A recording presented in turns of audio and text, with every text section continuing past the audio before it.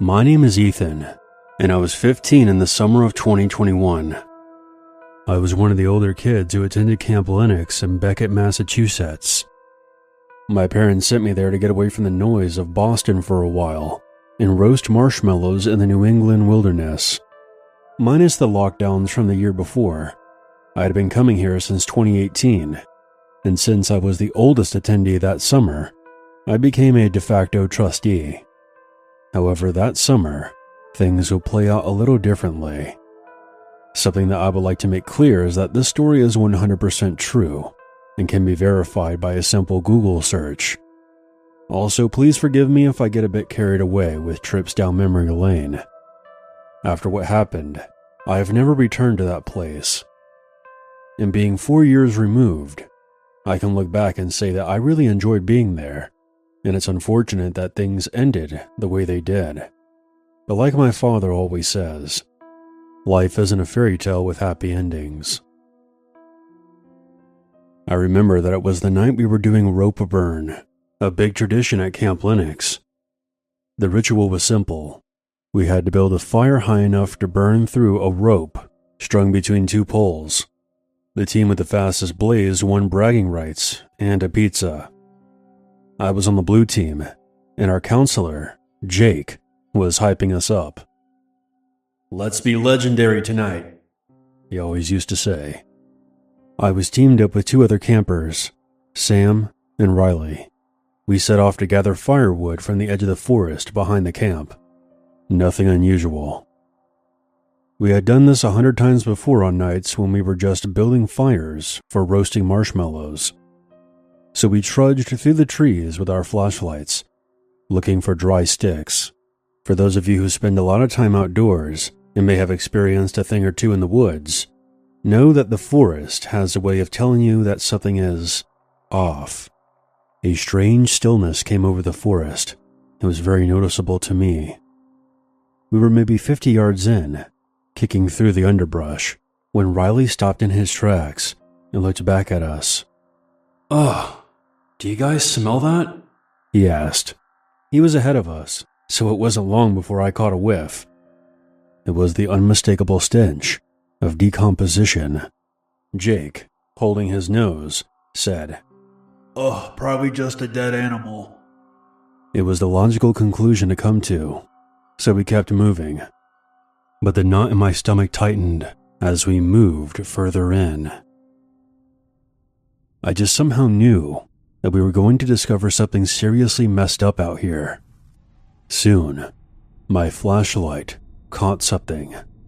There was a figure slumped against a tree, half hidden by ferns from my vantage point. I froze once I realized it was a human. The others didn't seem to notice.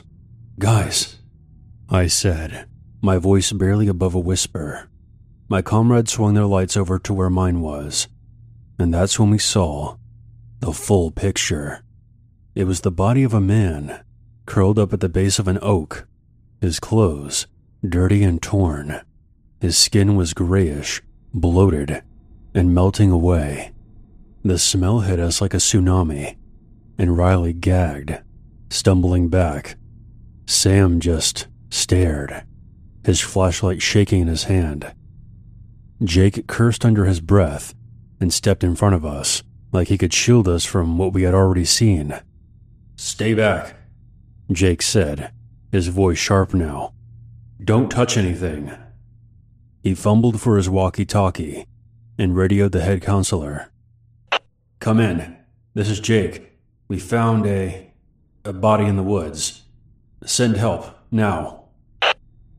You boys head back to camp, and don't say anything about this to the others. We don't want everyone to panic." I led Riley and Sam back to the main camp. We sat at a table in the mess hall, whispering to each other. "Was that real? Was that fucking real?" Sam asked. Riley just stared at his hands, like he had a newfound appreciation for not being a melting corpse. I don't think it truly sank in for me until we got back to camp, that we had discovered a dead body in the forest. My mind kept replaying the way the man's head was tilted, like a zombie taking a nap against a tree. The police eventually came and cordoned off the area. The rope burn was obviously canceled that night, and the staff did their best to keep things normal the following day. We played capture the flag and had s'mores by the lake, but it wasn't the same. Sam had broken the silence, and the rest of the campers were whispering in their bunks at night, making up stories about how there was a serial killer in the forest. I didn't join in because I had my own problems to deal with, like how every time I closed my eyes, I would see that body against the tree. Jake checked on us the following night.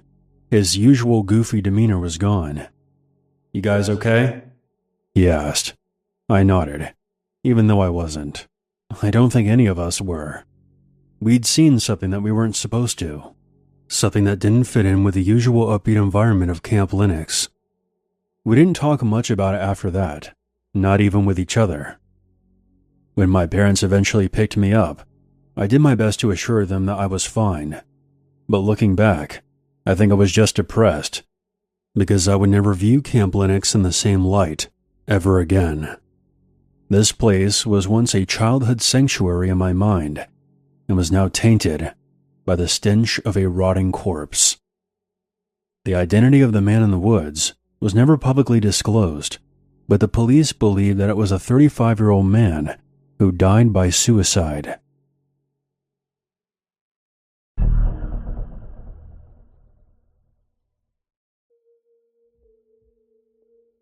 I was 13 in the summer of 1999, living in Oklahoma City. One night, I was at a sleepover at my friend Lila's house. It was our end of summer sleepover, a tradition we had kept since second grade, except this time we were joined by a girl named Emma. Emma's parents were good friends with Lila's parents, and this was my first time meeting her, but we got along fine. Soon, the time came to tell scary stories in our little makeshift tent we had set up in the living room. We made it a game, passing around a flashlight and placing it under our chins while we told our stories. Lila and I recycled the last year's tales, only tweaking certain details from the year before, which we teased each other about. When Emma's turn came, she sat up and asked if it was okay to turn off the flashlight while telling her story. We agreed. My aunt came over one day and told this story to my mom in our living room. They didn't know I was playing in the upstairs hallway and could hear every word. Lila and I were instantly intrigued, huddling closer together. A long time ago, my aunt was a camp counselor for the Girl Scouts. One morning after an outdoor camping trip, she was walking to the showers when she saw a sleeping bag lying on the trail. It was out of place, and she thought that maybe some of the girls were playing a prank. But when she got closer, she saw a young girl inside the sleeping bag. Her face was pale, her eyes open, staring at nothing. As soon as she saw her, my aunt knew that the girl was dead. That's when she saw 2 more sleeping bags nearby, crumpled up like trash. She ran to the nearest one and unzipped it, only to find another girl, curled up and not moving. The third one was the same. 3 little girls found dead in the forest. My breath caught. Lila's smirk was gone, her eyes wide. "Were they murdered?" she asked. Emma nodded. Strangled, bruised up, like they had been beaten. There was a red flashlight on one of the bodies with tape over the lens. Inside their tent was a bloody shoe print and a smeared handprint that was too big to be the girl's. I was legitimately terrified. I pulled my blanket up and squeezed closer to Lila. "Your aunt really saw all that?" I asked, half hoping Emma would laugh and say the whole thing was made up, but she just shrugged. She told my mom she still dreams about those girls, seeing their dead faces staring up at her. The camp closed after that, and you want to know something else? They never caught the guy. Some say he's still out there, lurking somewhere in those woods. Lila tried to laugh it off, but I could tell she was freaked out as well. The stories we told were nowhere close to this level of fucked up. We eventually moved on to talking about boys and music. But Emma's story haunted me. It was so graphic, so detailed for a preteen girl to just make up. I barely slept that night, jumping at every creak in Lila's house, imagining someone was lurking outside. 7 years later, in 2006, I was a college freshman back home for Thanksgiving. Lila and I hadn't seen each other since we graduated high school, so I drove over to her house the day before Thanksgiving. After some small talk and catching up, she dropped a bomb on me. "Do you remember that really messed up story Emma told us during that sleepover?" Truth be told, I had been thinking about that story ever since I got back into town. "Yeah, why?" "You're not gonna believe this, but it wasn't a made-up story. It actually happened." "What?" "That story always bothered me because it seemed so real. I did some research in my spare time at my school's library. In 1977, 3 Girl Scouts were found dead in their sleeping bags at Camp Scott. Their names were Lori Farmer, Michelle Guzet, and Denise Milner. The counselor who discovered them was Carla Wilhite, Emma's aunt." My stomach dropped. For years, we thought Emma was just a good storyteller trying to impress us that night, but she had been telling the truth. Her aunt was the one who discovered the bodies of those 3 girls in 1977. At the time, there was an escaped convict named Jean Leroy Hart who was suspected to be the one who committed the murders. He was arrested and faced a criminal trial back in the 70s, but was acquitted by a jury due to lack of evidence. It wouldn't be until 2022 that DNA testing revealed that he was likely the perpetrator, but by then, he had been dead for over 40 years. I was thinking of a good way to end this story, and considering that even the DNA testing was never able to definitively prove that Hart was the monster in the woods that night, and the very real possibility that someone else may have been involved, I can think of no better way to end things than by quoting Emma's own words. They never caught the guy. Some say he's still out there, lurking somewhere in those woods.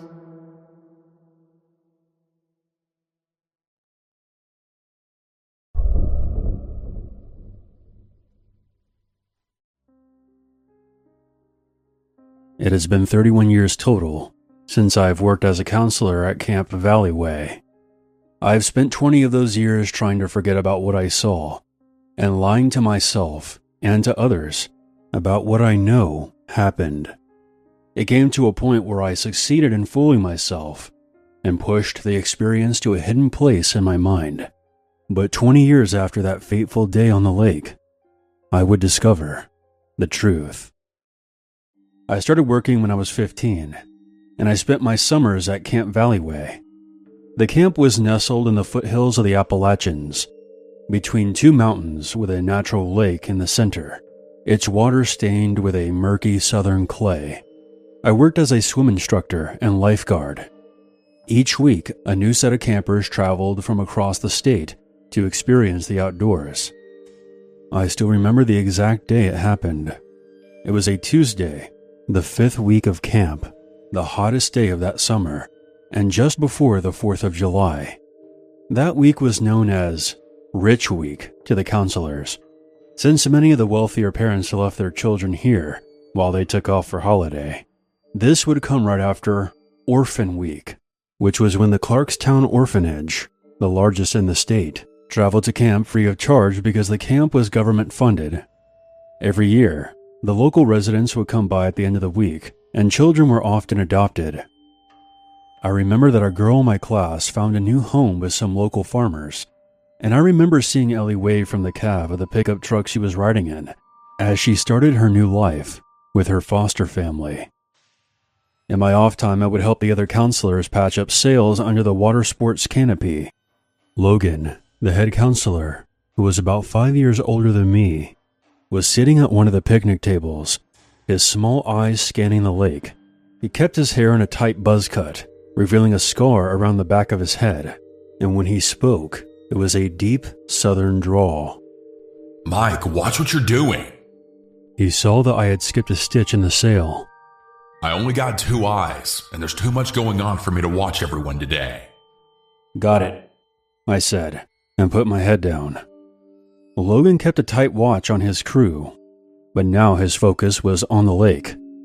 Ed and Ted, twin counselors with one brain between them, were teaching a beginner swimming course off the shore. Those two always made Logan uneasy, and earned a spot on his mental list of instructors who were likely to screw up next.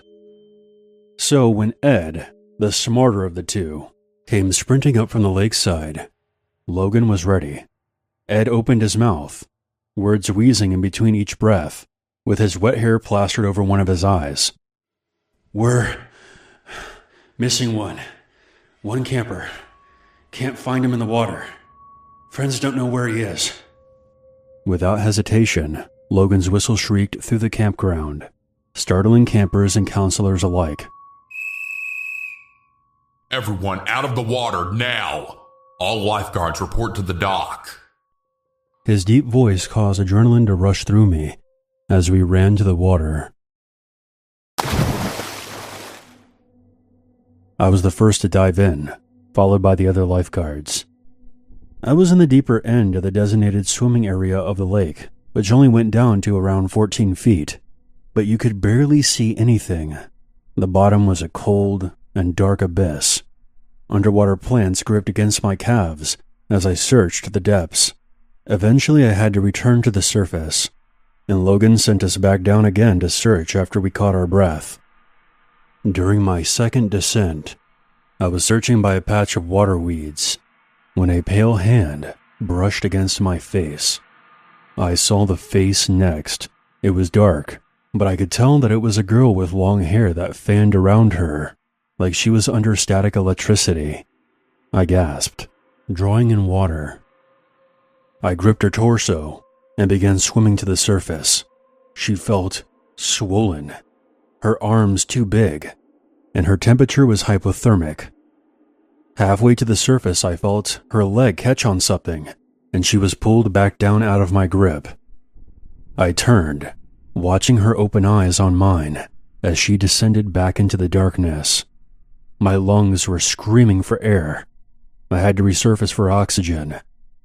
"I found her! I found her! Come quick!"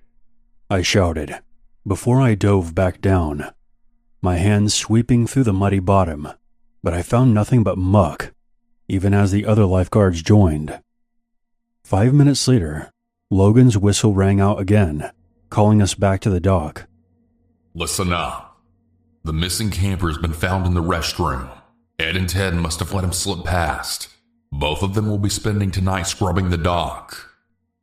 He paused, and I felt the other lifeguard's gaze fall on me. You're all free to go, except for you, Mike. I want a word. The others trudged away, looking back at us over their shoulders. Logan focused on me.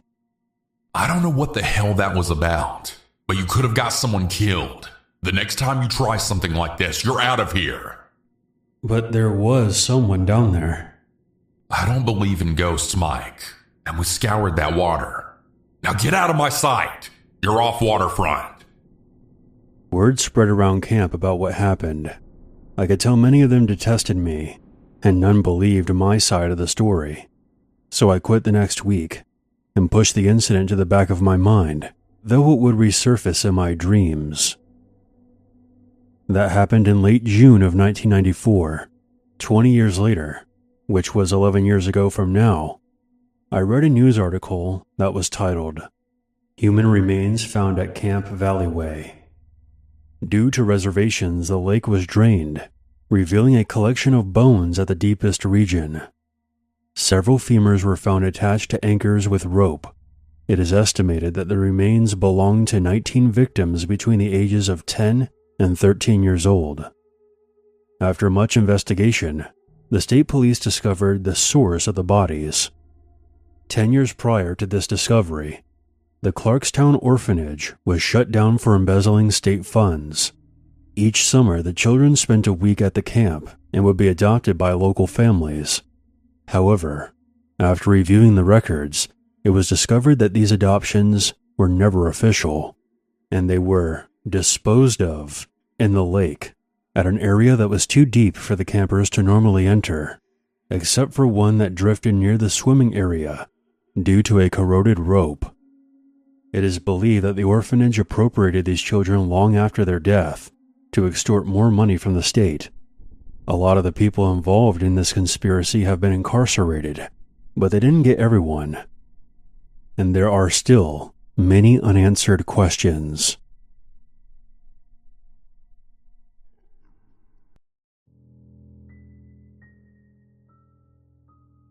I've been an avid fisherman for over 6 years now, and I've worked at several different companies as a commercial fisherman, catching snapper, dolphin, whatever is biting and paying, I guess.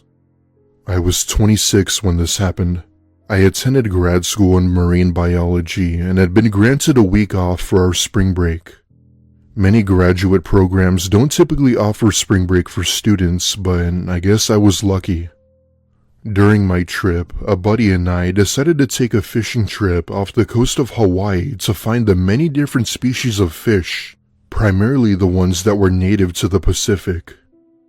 We had rented this fishing boat for a few days so we could have a better chance of getting a decent catch. One night during our stay, my friend and I decided to take the boat out at around 1 a.m. to catch a specific type of fish in the area. This fish was semi-nocturnal, and this was the ideal time to catch one. So, him and I are offshore on an average boat with nothing around us but pitch blackness.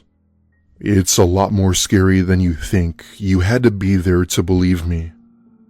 One of us is on one side of the boat, while the other is on the opposite, not making a peep, trying to catch this fish. About maybe 20 or so minutes later, we both hear what sounded like humming coming from somewhere around our boat. I asked my friend if he had heard that too, to which he said yes. The humming sounded like it was coming from a person, specifically a woman. I motioned for my friend to turn on the deck light, and to our shock, we found nothing in the water. It made absolutely no sense, as the humming was coming from literally right next to our boat. Seriously, it made me almost piss myself. Every time we heard it from one direction, it would always change to the other direction when we went there. After some time of searching around the boat, the humming stops and my friend yells at me to get over here. I run to the back of the boat, and what I see in the water made my blood run cold.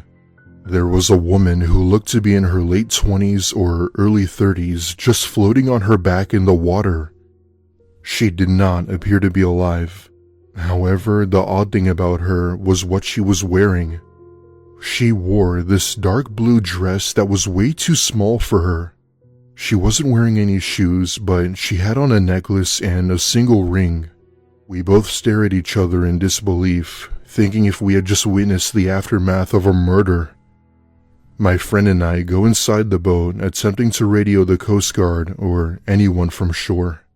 We were unable to reach someone, and after a few more attempts, we went back to go check on her, only to find her gone. It had only been 3 minutes since we last saw her, and even after shining the light in the water, she was nowhere in sight. At that point, we decided to end it there, as we were both absolutely creeped the hell out. Back on land, we agreed to not speak a word about what we had seen. Had we told someone, we'd probably be suspected of bringing her on board with us and dumping her body in the ocean. Obviously, we didn't do that, but people aren't going to believe that we just found her. A few days later, my friend had looked up missing people in Hawaii, specifically Maui. After looking through hundreds of people, we never found the woman we saw, and she has yet to be identified. The thing that creeped us out the most was that we were several miles offshore and found this woman in a long dress. It's like putting a puzzle piece where it doesn't fit. It made no sense. If you live in the Maui area, I emphasize you please contact police if you have any information. This encounter keeps me up at night.